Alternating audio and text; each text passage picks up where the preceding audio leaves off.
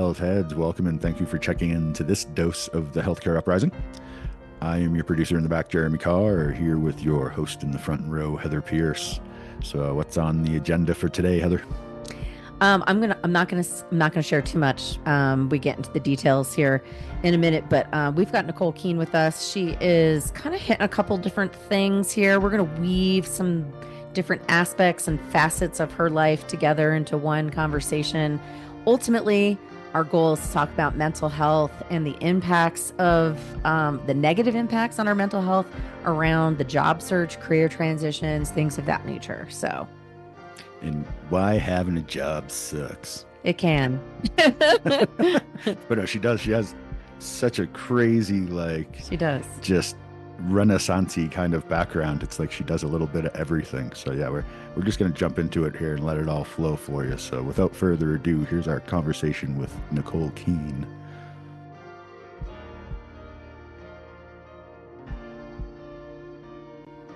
Hi, and welcome to the Healthcare Uprising podcast. Today we have with us Nicole Keane. This is kind of a different conversation. I'm going to introduce you a little bit differently than we normally do because you don't have a single title or an organization or a specific, I would even say like a specific story like we do for our human stories. But Nicole is has background in environmental policy, partnerships and stakeholder relations, as well as an integrative health consultant specializing in osteopathic manual therapy, nutrition, and the physical and emotional effects of chronic stress and complex trauma on the body. Nicole, welcome to the show. That was a lot of Thank you. stuff. Well, and the reason it matters, so, and I want to kind of set this up. So, I had put a post out on LinkedIn not that long ago because we're looking for people to come on to talk about the mental health impacts of the job search.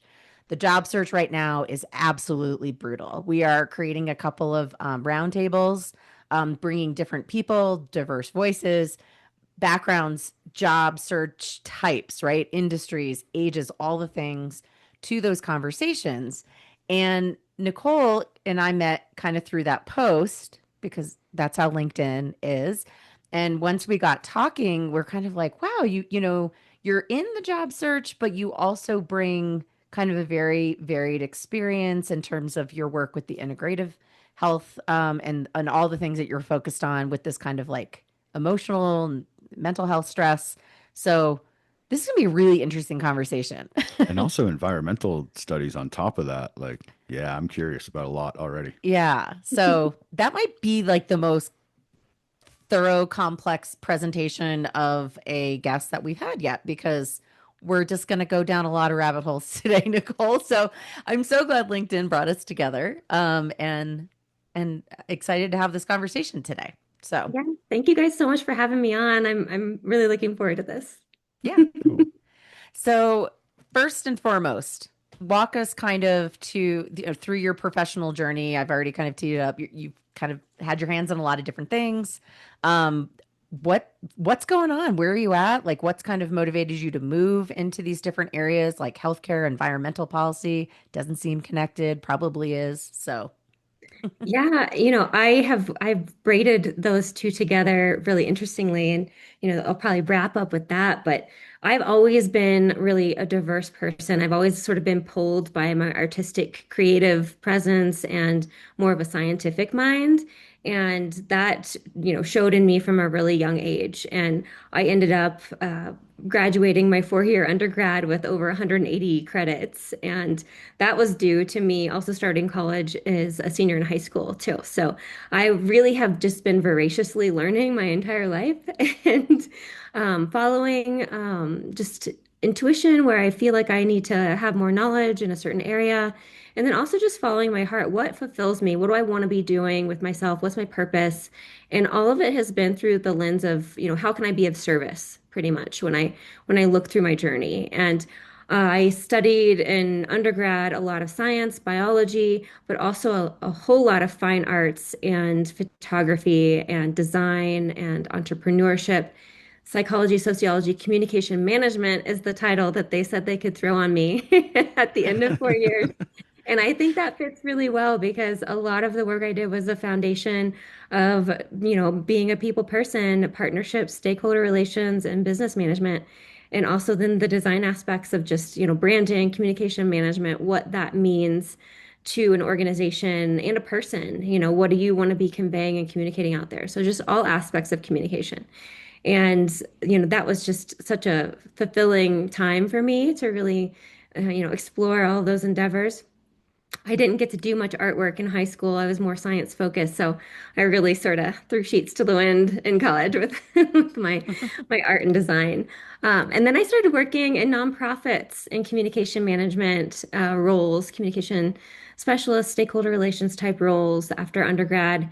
And part of me, the first inklings of me venturing into healthcare started then too. I went to a massage therapy program right after undergrad because I thought it would be a great way for me to make some good money while I was in grad school. And I was naturally really good at it. I found out I took a massage course in the physical therapy curriculum department in my undergrad, and I just really enjoyed it. I loved, making people feel better and helping people heal. So that was my real first foray into that zone in the healthcare space.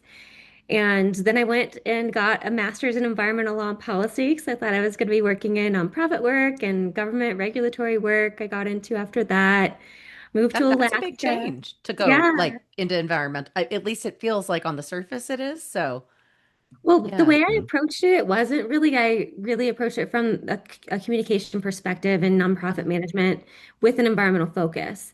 And then I moved out to Alaska to kind of followed my passion to go see the Great Land. Ended up getting a job with the state and regulatory work, found out I really enjoyed that as well and all the capacity building that came with that work. I worked in coastal management at the time. And then Coastal management, is that what you said? coastal management, yeah. And Okay. the Alaska doesn't have a coastal management program anymore. It was taken away in the late 2000s, unfortunately. So that, yeah, that's a whole nother conversation. That seems like that would be important. That sounds like a bad idea. Yeah. 33,000, yeah, 33,000 miles of coastline and no way to implement the Coastal Zone Management Act. No way, no federal, no state implementing regulations for the federal Coastal Zone Management Act. So, Okay. yeah, and Poacher heaven. yeah, there's been a lot of very consistent politics in Alaska that have not been interested in reinvigorating the coastal management program. Unfortunately, it was a good program. I liked it. I really enjoyed the experience I got in that program too. And then I went into corporate consulting and was sort of behind the other end of the permitting realm, doing project management work on really exciting projects like the first wind farm in Alaska, Fire Island Wind Project. Oh, Uh, cool. yeah, and that was like a highlight of my career in regulatory work. And I also was a president of the Alaska Women's Environmental Network. So I volunteered my time in that role and was able to help them rebrand and kind of shift gears from they were going through a transition at the time, so I was able to help that transition through smoothly.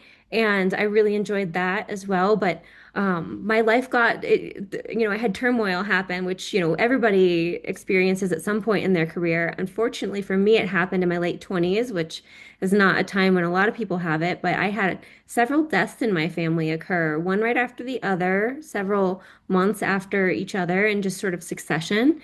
And it ended up affecting almost my entire nuclear family.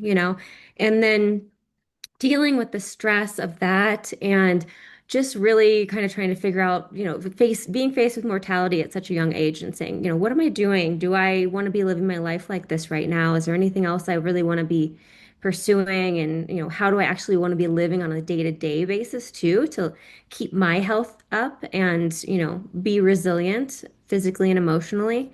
And sitting behind a cubicle at the time in corporate consulting was not the answer to that for me. And I Mm. left a really secure job. I left a job where I had a very clear path forward. My highest supervisor, actually, I really enjoyed his mentorship, and he actually offered me a senior permitting role to stay. And I just had decided, no, I need to be doing something else right now. And a lot of that was, I feel like I totally get what you're saying. I went through Mhm. a very similar thing. Yeah, when my yeah. father died. Yeah, it really hits you. And when Yep. you tune into it and you really listen to what, hmm your body and your mind is telling you to do, it's often not what you're doing. You kind of need to spend some time and reflect and heal from that space. And back then, there was no remote work. It wasn't a thing. And Right. I just didn't have the resources to really, And um, when was this? What was kind of the that general was time frame? 2009, 2010 time zone. Okay. Yeah. Oh, same. Okay. Yeah. Interesting. You and I Yeah. were like on similar tracks. Yeah, So, that's so funny. It's so interesting. Yeah, and it was a big pivot for me. So I kind of kept one foot in consulting. I transitioned to a different company that was going to offer me part-time hours. And I started up a massage therapy business. And I pulled on the schooling that I did in between undergrad and grad school and really got to have a lot of autonomy and ownership and really working hard for myself, pulling on all the branding and design, communications skills, partnership skills, and it was so fulfilling. And then I took the deep dive down the rabbit hole into osteopathic work and working with a lot of oh, postdoctorate osteopathic physicians. I started my curriculum with the Barral Institute, which is a really well-renowned institute in visceral and neural work. Burrell, is that what you said? Barral, yeah, Oh, okay. Barral. And yeah, brilliant teachers. Started studying with them in 2011, I think, early 2011, and voraciously studied that work. I did several continuing education programs a year. And then I got into nutrition and integrative health because I saw a lot of what I was doing on a physical basis with my clients needed to have more comprehensive approach. So I did a half master's degree in nutrition and integrative health. Didn't finish it because I already had a master's degree and I was, trying to be responsible with my time and my money and my energy. But I got what I came to learn and then started really dovetailing into some of the Eastern philosophy traditions that I had learned in just, religion classes, but then also independent study and some courses that I actually took on Eastern philosophy and traditional Chinese medicine and five element theory. So that's when the environmental aspects of my interests started weaving into the healthcare interests. That's so interesting. Hmm. Yeah. It's like Yeah, this whole one thing leads to another story for you. The earth is right. an organism, man. Yeah. Yeah, yeah, it was just an evolutionary process for sure. And, Yeah. I did a lot of environmental science work and consulting and out there doing wetland delineations and environmental monitoring and wildlife monitoring. And, just as an observer, I have that root in ecology. Mm. And I really was excited to start putting that into my view of the human body and physiology and anatomy. And that's something that the Eastern philosophies and medical theories really hold as paramount, which is missing Mhm. in a lot of Western medicine. We talk about this. This has been coming up quite a bit on the show in a lot of different conversations. So, Yeah, And it's we're fascinating. we're we're starting to find more and more people who have kind of the consilient approach like you do of bringing these different sets of knowledge together to try to create a new set of more comprehensive knowledge.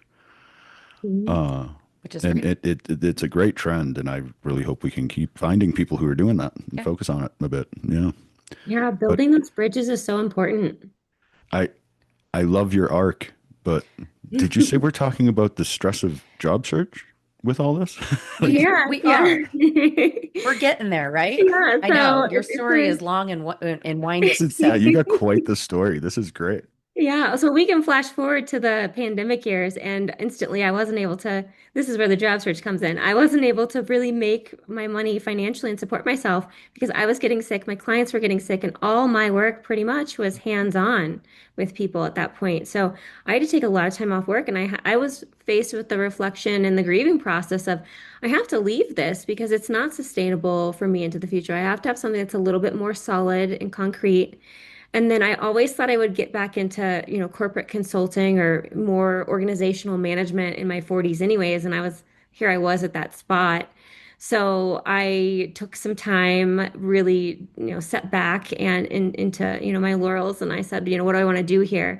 I started a project. I wrote and illustrated a book and developed a curriculum of courses that are online based as my sort of exit strategy from hands-on, primarily in-person healthcare consulting. And then, self-funded that. And then after that was done, I wanted to pivot into project management and organizational work with organizations again because I really loved that project management component that I kind of drummed back up when I created the book and the curriculum. So, And when did here, that start? Like when did that pivot start? yeah, that pivot started right at 2020. Oh, okay. So still kind of in the COVID years. Yeah. Yeah, it started in the COVID years. I was inspired in 2019 by some people had asked me to develop a course on how I work in the and help people heal because it's really effective. And I had kind of been thinking, yeah, that'd be something I'd be interested in, but never had the time to do it because it's a lot of bandwidth goes into that, comprehensively, the design, the management, how you're going to do it. Originally I thought to do it as in-person workshops, which I still am open to doing and have tried to schedule some, in the past couple of years. And it then kind of morphed into being more focused on an online presence because it increases accessibility for people. And it's kind of limitless. You can reach so much more people online than you can if you're just having 20 people in person at a workshop on the weekend. And what's the oh, sorry, Jeremy, I might have cut you off. Oh, no, no. What is what's the actual purpose of the workshop?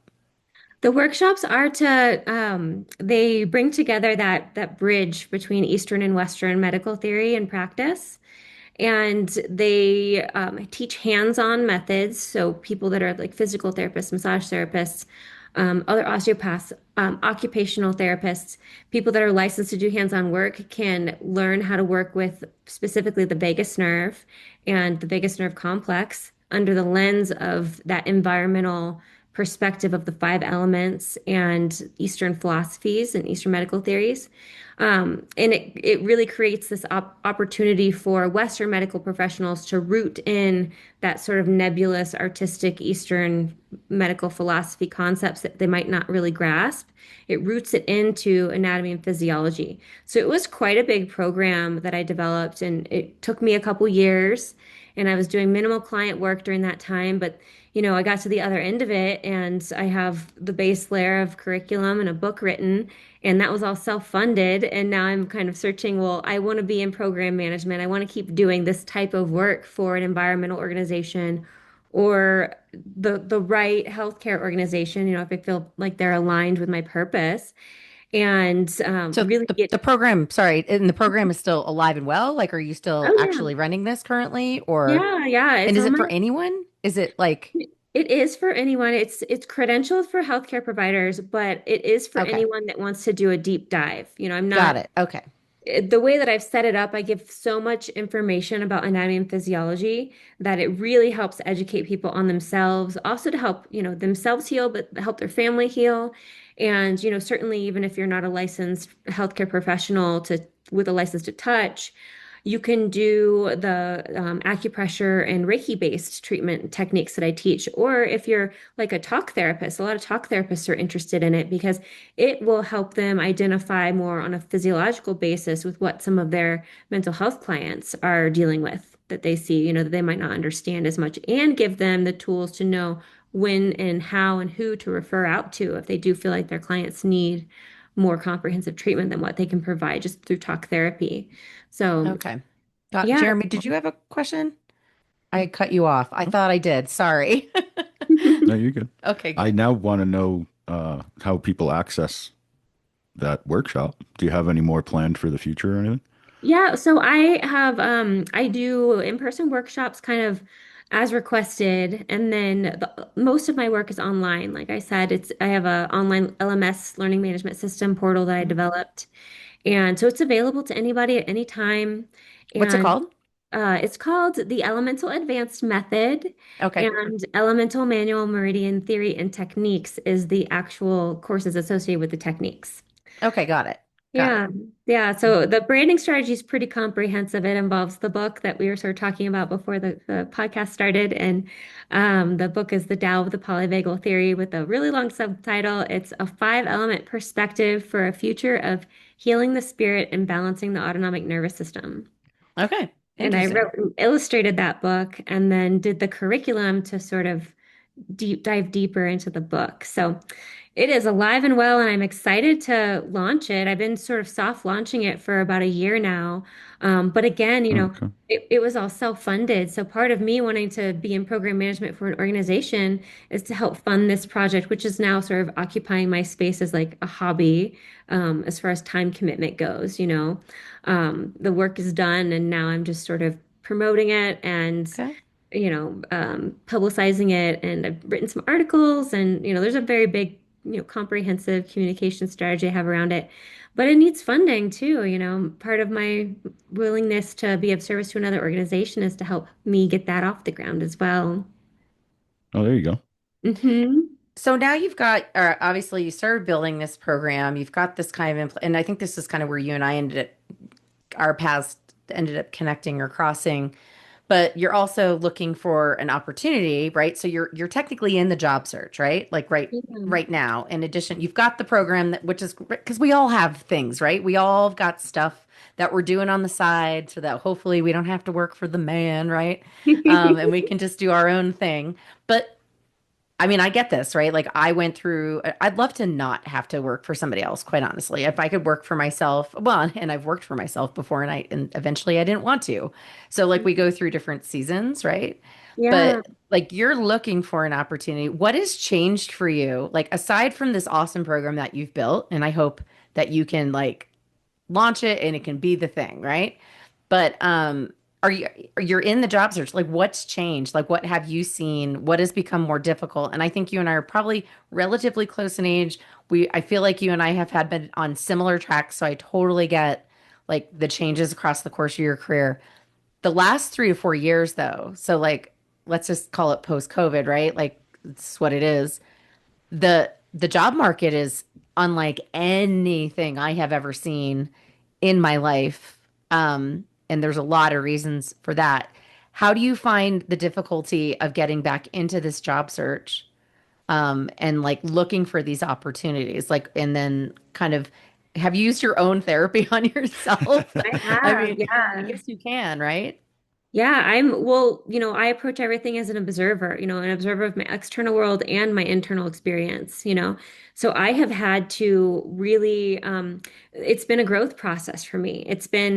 I've had to really tune in to exactly what triggers are coming up for me through the job search process, which has been a really big thing. You're right, it has changed exponentially. I wasn't consistently applying for jobs throughout the 2000 teens, but I did contract work, I did Mhm. consulting work for people. It wasn't so much that I, had, dusted off my CV and going to apply for these program management roles, but I was still, had a finger on the pulse of what was going on. Certainly I had other friends that were going through that process. But yeah, after COVID and with the advent of AI and AI is huge. Yeah. the exponential curve it took around, I Ugh. think 2022, 2023, I Yep. think it really started getting very much more dialed in to where people thought that it was much more effective, but there were a lot of gaps as well. And I have personally been triggered with the experience of not feeling seen. Hmm. I've worked my whole life to be of value in the experiences that I interact with. And I have a very diverse background because I wanted to be able to bring a lot to the table for people that I work with in consulting, but also just in my personal life and people around me. I want to learn as much as possible so I can be of service. And the way that the job search is going right now, I feel like it's not valuing that at all. It's not valuing that No. Renaissance perspective. It values specialization. Yep. And AI can't really compute that Renaissance perspective or a nonlinear career path.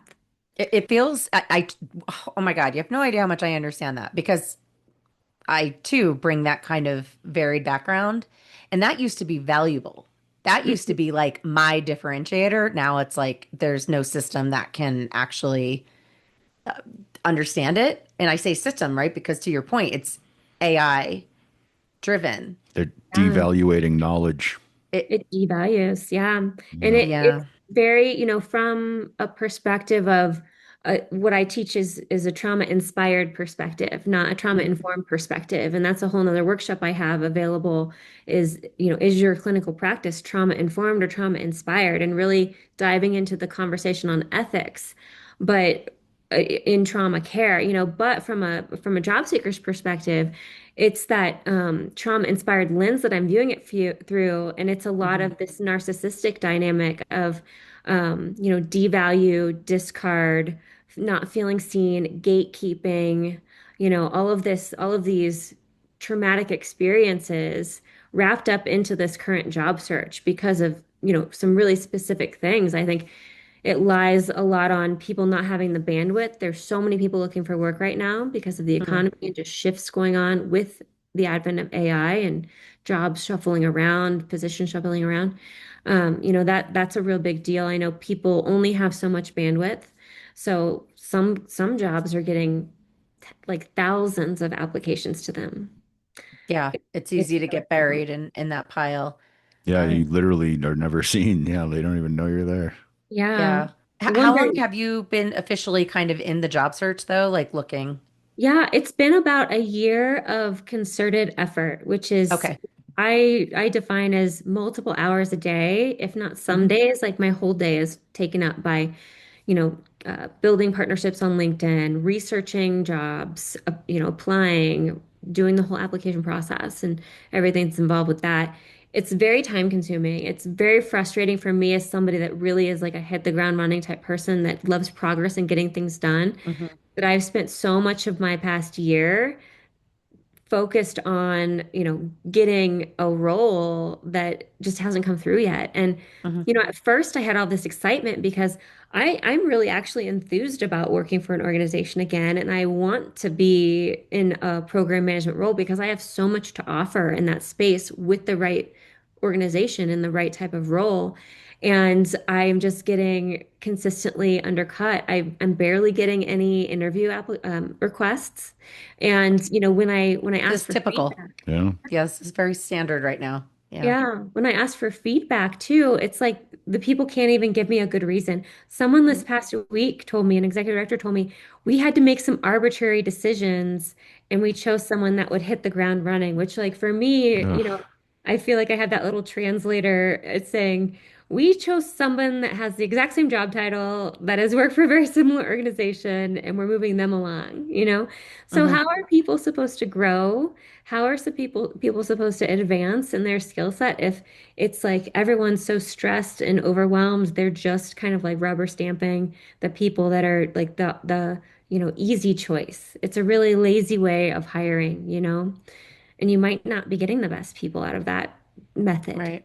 It's stressing me Mhm. out just thinking about it. This is why I haven't had a job in 15 years. So Yeah. frustrating. So frustrating.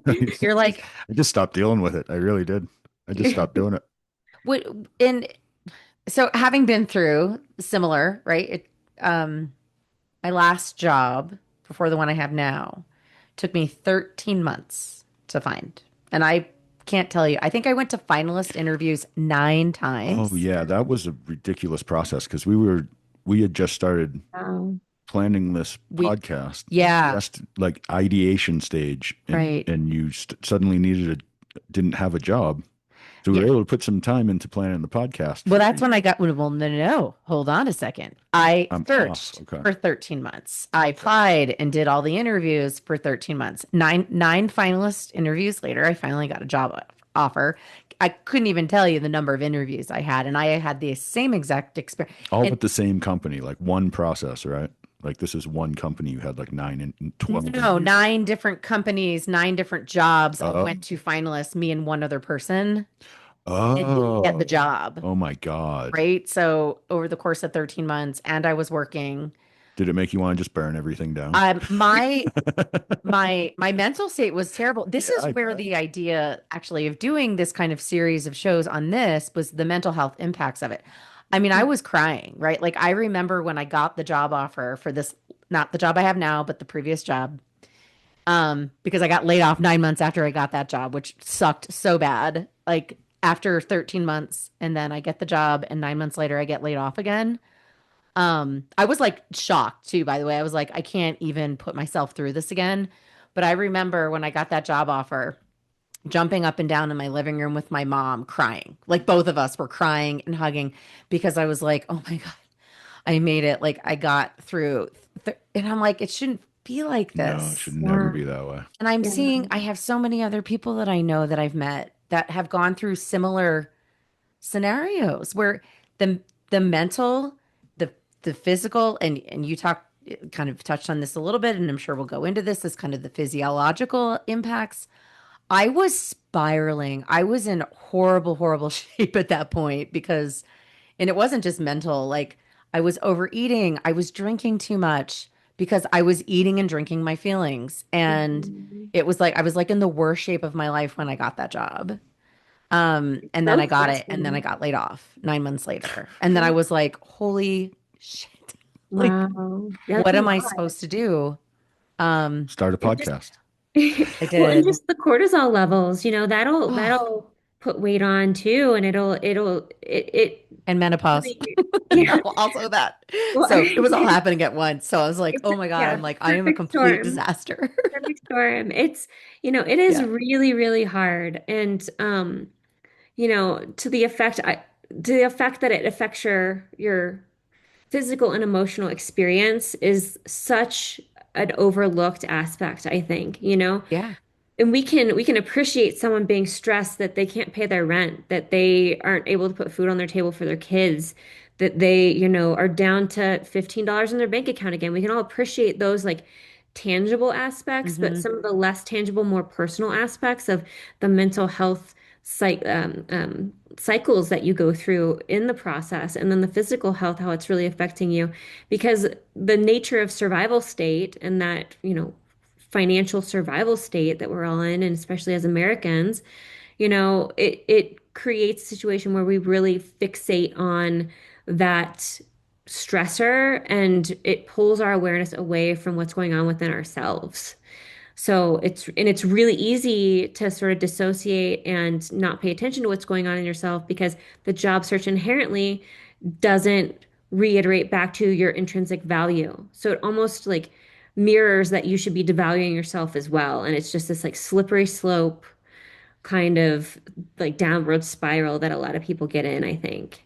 Yeah. Yeah. And it really needs to be highlighted more. I mean, I've seen some really um, Hmm. very open and challenging posts on LinkedIn that, Oh, yeah. I try to remember those people, and if they need any help, if I see a job, I look at what their skills are. If I see a job that's open, I try to tag them. I try to do what I can, Hmm. because it is just just one person having inspiration to reach out and help that can make all the difference. You never know where Yeah. that next job's going to come from, or that next connection. So, it's really it's hard, because, it's very easy to get too wrapped up in the stress of it all. Yeah. Hmm. Yeah. And it is true. They want to, it reminds me of Carl Jung with his undiscovered self. Society wants to de-individuate us. It wants us all to be the same. It wants us all to be average and fit into these little boxes they want to put us in. Well, while our nature is to find our individualness and to like become ourselves individually. So when you have to deal with society to get everything you need to live as an individual, they're constantly trying to take away that, all those things you work towards and all that knowledge you acquired and everything. They don't really want you to have that. They just want you to be like everybody else. And they want you Hmm. to fit in this little box Yeah. that this job is for. It's part of And my then, problem. yeah, Don't fit in a well, box. I find too, like I've never found a box. a lot of hiring managers and recruiters, they have a box and they're Yeah. looking for a specific thing. They're not open to that actual unicorn that could come along that has skills they never even thought would be relevant in that role, but make it shine, you know? Hmm. Right. And it's so sad, because it's like everything that everyone's searching for, they're actively making decisions away from that possibility of that happening. Hmm. And yeah, it's really wild. Also, to what you were talking about, Jeremy, it's like that emphasis on homogenization and codependency rather than interdependency and self-sovereignty. They want so our society's built kind of to keep a dependency happening, even from healthcare not being a human right and provided for us by our tax dollars. Hmm. Healthcare, which is a huge aspect of our living experience and should be codified as a human right, that is tied to employment at an organization, and it really makes it hard for anybody that's even got a good idea and wants to be an entrepreneur to actually step out and do that because, Right. oh gosh, how am I going to afford healthcare? Like that's the main thing holding a lot of people back, I think. Oh, it That absolutely is. that's how I have a healthcare podcast and no health insurance. Right. Yeah. Right there. That's why, because I don't Yeah. succumb to the pressure to work for quote unquote the man and Right. get myself a paycheck job so that just so I can have health insurance. Yeah. It's a big Yeah, part of people's, benefit packages and stuff like that. But it huge. honestly it makes no sense because some of the best people are hiding in cubicles, right? Yeah. And they Mhm. could be out there doing something, building a program like what you're building, or me trying to grow this podcast. There you go. Yeah. Uh, And I think anybody that's ever like taken a leap like that, like you and I, and anybody, they've felt that rug out from under them. They felt like mhm. their feet dangling in the air. And, Yep. it's just something you do as a literal leap of faith because you feel a compulsion to follow that inspiration, and And that's like the creative process. And, that's what's so beautiful with the world. That's what makes our world such an amazing, diverse place. And, it's really the roots of Yeah. diversity It's and like everyone resilience. has a book to write, you know? Like everyone should be given the opportunity to write their book. And we Hmm. don't ever give them that opportunity. yeah. Like you have to so forcefully carve out the time if you want to write your book. We should Well, promote that in our society. Like everyone should be able to have that sort of mental and physical freedom to have the time to do that, to really find their concept and their idea and give it to the world. It would be Instead of such a better place. the hustle and grind of the, Which brings me whatever. to brass tacks here. You know, we're this conversation's flying by. So what do we do about it? Because that's what we're really here to talk about, right? We yeah. we've defined the stressors. So what is it that you can tell us that we can do about it to make it Yeah. easier? Well, I talk about this in the book that I wrote and illustrated through the lens of the five elements, and I explain the stress response of the body basically, and through the job search process, like I said, I was really triggered about feeling unseen. That was a huge wound for me and a childhood wound too, because I had a lot of neglect in my childhood. That's why I was always, voraciously creating and doing art and learning things because I had to occupy my time basically. And so this job search has been really transformative for me in a way because I've had to really lean in and say, what do I need to keep myself resilient? And I have managed to stay resilient through this whole process. And, I've been looking for a year, but I've been, concertedly for a year, but I was looking for a few years before that, just dabbling my feet in the water, seeing what's out there since like 2022, really, 2023. And then, it just kind of snowballed into like, okay, I need to make this happen. But I know for me and just in general, everybody's different. And what you need may be different depending on the season as well. You just really need to tap into yourself. But knowing that when you get into a freeze, fawn, fawn response of extreme stress where you're not able to come into a state of resilience, the best thing that your body can do and your mind can do for your body is to do some physical exercise or cognitively understanding a certain aspect of yourself or your experience and like actually working through it from a cognitive level. So that's part of the water element. It helps pull you out of the freeze response of the metal air element that I teach about. And the water element is motion, it's flow, but it's also cognitive understanding. The bladder channel is your frontal lobe. So, how you really rationalize things basically. So doing both those things can be really helpful. Getting out and exercising. Everybody says it, but like, why? Why does it work? It works because it actually creates a pathway and a bridge for your ventral vagus nervous system, your resilient part of your nervous system, to come online and help lift you out of that freeze state. So consistent exercise Take a and walk, right? physical practice. Take a walk.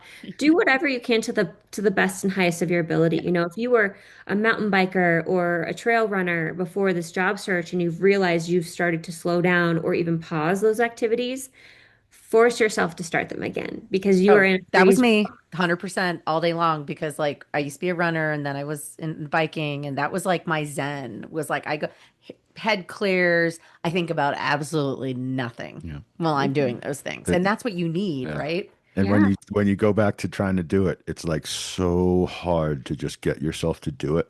And that Yeah. first time, like when you're starting, you're like, I don't want to do it. I don't want to do it. And literally, as soon as you're done doing it that first time, whether it be running or Get back on the yoga or horse, on the going to the gym, metaphorical lifting horse. weights, whatever it is for you, Yeah, when you're done doing it that first time, you go, man, I should have done that so long ago. That totally. felt so Mhm. good. Yeah. Yeah. I Yeah. don't And know just why we don't want to do it because It's we know it's going to feel good. it's such It's such a great weird psychology, and we all have it. You it's know what I great mean? simple advice too. and Yeah, just also to that force effect. yourself into it. To that effect, remembering that feeling and really like cognitively like making the effort to place that memory in your mind because it might get hard to get out and do it again, because that's the Mhm. nature of the freeze response. You get sucked back into it. Oh So yeah. until you really get that flywheel rolling, it's still a slog. And Mhm. I was the same as you, Heather. I was an avid mountain biker, loved to hike, loved to do sports. And during this time, and it's been incredibly stressful. There's also been like, some other things, just life stress, personal stress that's compiled as well during that time. I honestly got hit to a point where I felt like what was best for me was also just rest. So that's really what felt good to my body, just resting, getting a full 8, sometimes plus hours night sleep if I could, and creativity. So creativity is also a part of the water element. And for me, with the trigger that I was having of feeling unseen, I dove into doing my illustrations more and doing my photography more. I actually started up a photography business. I got my FAA Part 107 license to do drone photography, which got me really excited and something to look forward to. And, through that, I was able to post pictures of the illustrations that I did and photography that I had created on my Facebook and things. And all my friends are commenting like, "Oh, that's so amazing. Oh my gosh, that drawing is so good." And just that little bit of value where I could kind of internalize and be like, oh, like that just was enough for me, after Mhm. feeling like so devalued through this hiring process and application process, really. Because I've gotten to a lot of almost every interview I've had has resulted in me getting to a final stage, but I haven't gotten that much of them and nothing's come through. So it was like very, very shocking to my system. And I can't tell you how healing it felt for one, to create the illustration and see it come to life on the piece of paper, and then post a picture of it and somebody say, wow, that is incredible. You need to do more of that, you Mhm. know? And Oh, just really, you know what this is making me think of? And I feel like we might have touched on this when we did our intro. Art pharmacy. This is where Yeah, art pharmacy and social prescribing for mental health, PTSD, trauma, whatever it is, like art therapy, that's right? back in episode 6, I believe. That's what we all need. Like, what a great thing to use, right? When you're going through a job search that is as demoralizing Yeah. right? as these job searches can feel like, is to kind of go into that creative space to Yeah. help you kind of, deal with, So healing because not only Mhm. does it have like a tactile sense, like the pen on the paper or the brush on the paper and the in the paint, and it gets you out of your mind and out of that stress, like rumination, you get to like connect in with like something real and tangible. Mhm. But then, to the other end of it where, you're going through the creative process and you're seeing what the value and the talent that you have, or just like the colors on the page, how it feels visually to see that, just let it uplift you. And then, Mhm. showing it to somebody. And if that's something that's like it was for me, that I just needed to feel seen, that was just such a healing space for me to be in. And yeah, there's just so much with creativity that you can do to help heal and create resilience. And most of the work, and I mentioned this, I started a nonprofit a couple years ago too, and our focus in the nonprofit mission is stimulating creative process in people, movement therapies, and really, getting people to understand their body and their nervous system better so they can be better present for themselves and their community around them. That's the gratitude healing arts, correct? Yeah, Gratitude Healing Arts Okay, Foundation. Hmm. awesome. She really does have her hands in a lot of things. That that Yeah. sounds like a podcast I'd like to produce. Yeah. Talk, Yeah. I could talk about that stuff all day. Yeah. Yeah, Yeah. and I really hope to do more with the Gratitude Healing Arts Foundation in the future. Right now, it's just kind of an umbrella organization to support practitioners that have ideas to help people that are in alignment with our mission. And trying to research and write for grants and funding in this climate the past couple years has been really, really tight with funding. And I've had a hard time as a brand new nonprofit getting funding that I've been writing grants for. So I just sort of took a back seat to that and focused on more of my personal, job search just so I could shore up my income and my stability before I Mhm. put more energy and effort into that. But, you know, even nonprofits that have been established for years and years and decades are having a hard time with funding right now. So Oh it's just yeah. a hard climate It's across the board in every sector, I think.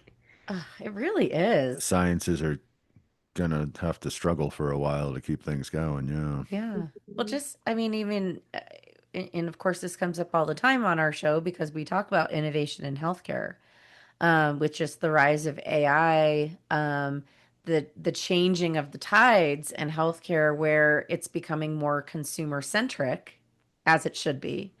Um, and the rise of like alternative, that kind of West meets East, um, you know, the lack of provider, doctors, PCPs, the rise of the NP and the PAs, and like shifting Mhm. of roles. There's like all this stuff that's changing just in the healthcare universe that is completely just altering the way that things are. Like it will never be the way it was. And I don't know that we know what it's going to look like even tomorrow, right? It is changing so rapidly. So I know the healthcare industry is particularly affected by it, which is probably why you and I have had similar experiences with the job search and kind of like, how do we plug into that, Mhm. going Mhm. forward? Like, because I don't even know that the script hasn't even been written yet. We're writing it. Yeah, it's a brave new world. It It is. is. Yep. I mean, thankfully, I'm hearing from a lot of Western-based medical providers that they are interested in integrating more Yeah. abstract practices into their practice and understanding more about nutrition, especially, and even some of the Asian medical theories. There's been a lot of research on TCM and acupuncture and positive Mm-hmm. research on it. But I'm hearing from Western medical professionals, they just don't get it. They just don't understand it because it's not been conveyed to them from a Western perspective. Mm-hmm. So that's what I'm really excited about the curriculum that I produced is that the accessibility of it to help people make those connections. I have friends that are MDs and ANPs, nurse practitioners, and they're like, I'd love to employ some of that methodology into my practice, Yeah. but I just don't get it. It just doesn't equate to me because it's such a creative, artistic perspective that it comes from, and that is just not how education is done in the medical Right. perspective in Western Not medicine. based in science, clinical, like things Mhm. like Yeah, that. it's creativity is hard to teach because you can't really teach it. You have to draw it out. You have to spark people's imaginations and Mm-hmm. intuitions and inspirations and things like that. And if you never use your brain that way, it's a foreign concept Yeah. until somebody can really kind of like shake it out of you a little bit.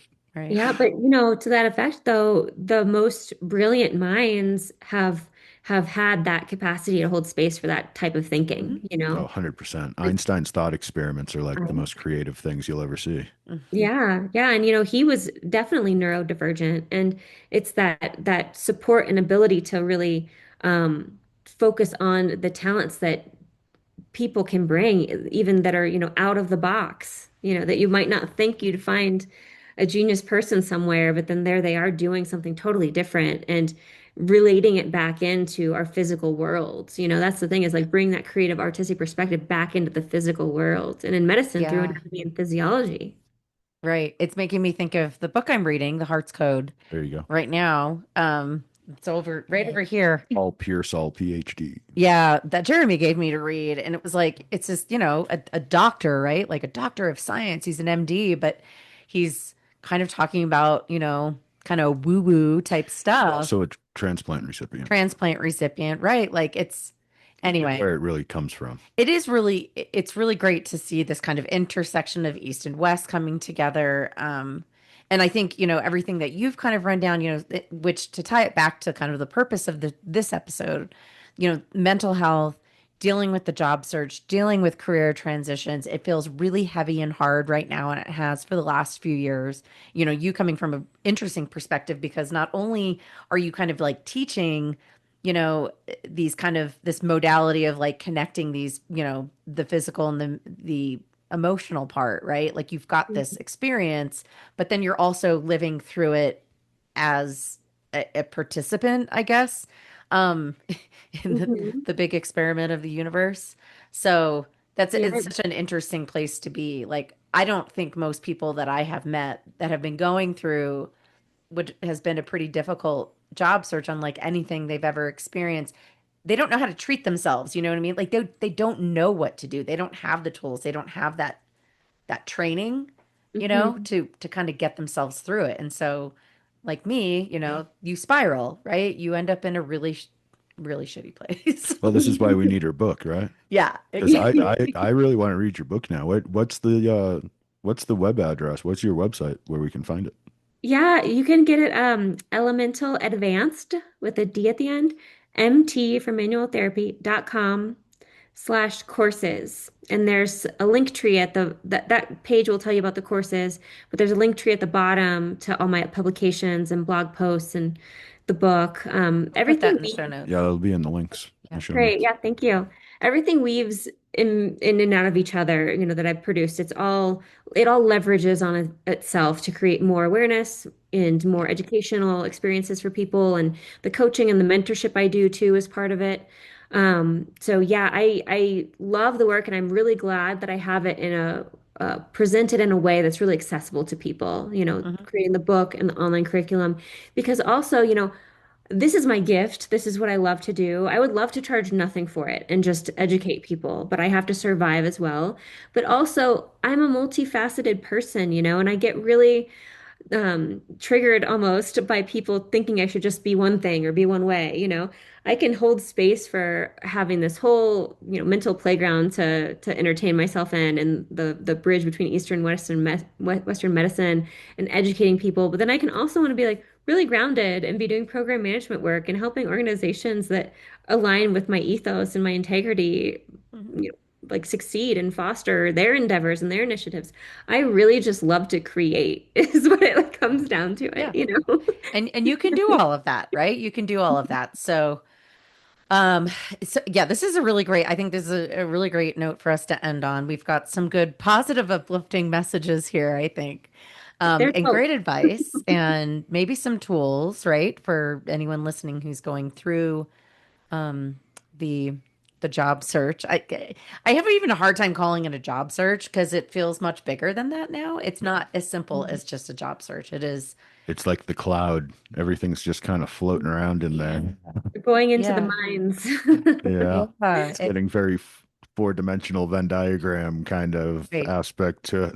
Yeah, it used to be a very like black and white type of thing, and it just as simply is not anymore. And I don't care. Doesn't matter how old you are, doesn't matter what industry. I think some industries are more impacted than others, but It really used to be, hey, I need a job. Okay, what do you do? I do this. Okay, here's a job.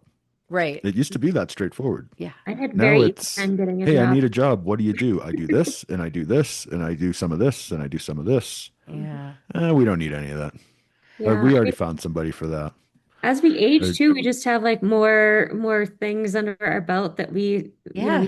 had experience with too. I mean, we're coming Right. out of grad school. I had the easiest time ever getting a job, and I got really good jobs.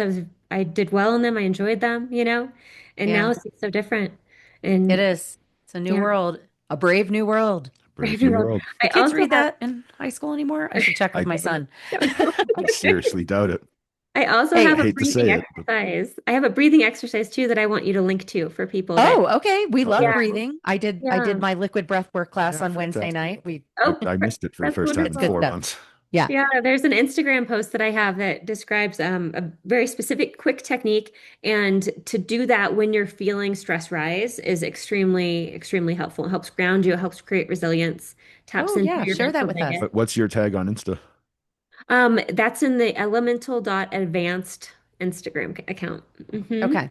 We'll make sure to include all of that so folks can find you and see the tools that you've got out there. I mean, a breathing exercise is great. I don't know how many times I need to do that. And I find I do them 3 times a day on my own. yeah, I find it extremely beneficial. And that's kind of a new thing for me. So, and kind of back to the same, once you kind of get into a habit of doing something, you're like, oh my God, why haven't I been doing this sooner? Right. And this exercise, you can integrate it into any breathing practice that you already have too. It's just an awareness of a specific location to sort of breathe into that Okay. it's extremely powerful. It's really wonderful and very quick and easy. So very easy to integrate into your daily experience. And Lord knows we all need it right now. Check it out. Oh my. 100% check it out. It's tough out Well, there. there we go. That's our advice. And this is how we're closing out today's episode. Just everybody breathe. So glad I don't need a job. Keep the faith. Yeah. And keep the faith too. I think that's good advice.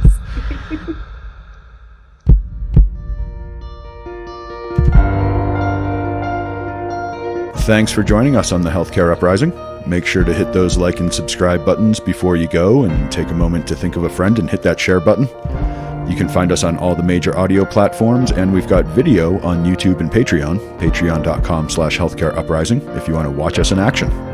You can also find us on social media on LinkedIn, Blue Sky, Instagram, and Facebook. Just search Healthcare Uprising to find us. And if you're a new company or a creator with a cool new product for the healthcare space, or if you're someone with a personal healthcare journey and you'd like to share it with us here at The Uprising, please email us at healthcareuprising@gmail.com, and we'll get back to you about coming on the show. That's all for this dose of Healthcare Uprising. Till the next time, keep looking for the good in the world, because sometimes it's where you least expect it.